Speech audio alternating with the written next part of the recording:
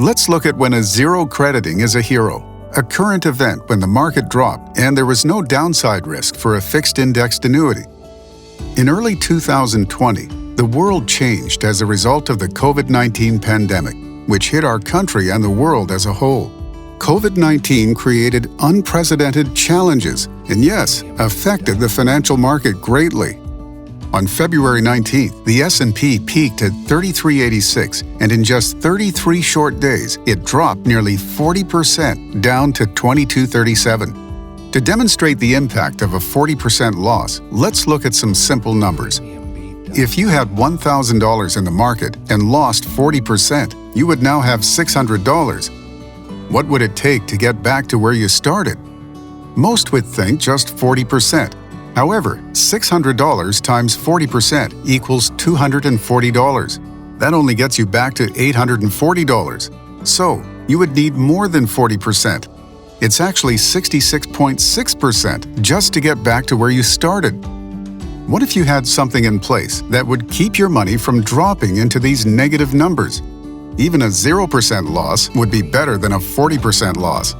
In such a case, zero really would be your hero, the equivalent of the 66.6% necessary to get back to where you started. For many, COVID-19 represented unprecedented times, but for the stock market, that was not the case. To see another example, we only have to look at the subprime mortgage and credit crisis of 2007.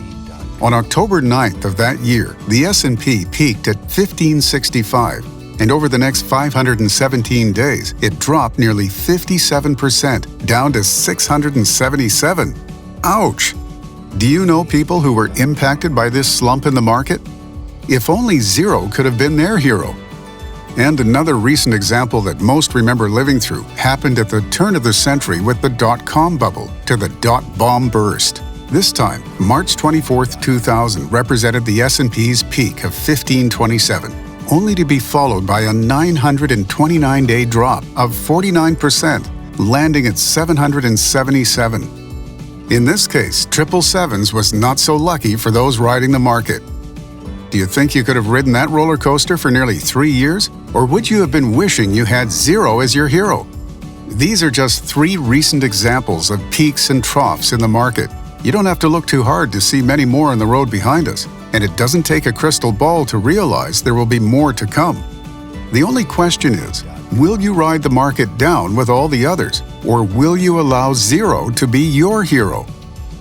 Were you or someone you know affected by one of these downturns in the market financially?